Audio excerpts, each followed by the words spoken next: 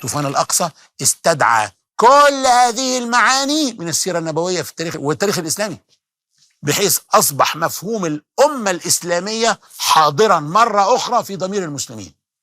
أهل غزة شفنا فيهم معظم أحداث السيرة النبوية، حصار شعب أبي طالب بما فيه من تجويع، غزوة بدر وما فيها من بسالة في القتال، قتلى أحد والتمثيل بالجثث، تكالب الأمم على في الأحزاب، كل ده جعل الواحد منهم ب10 من العدو.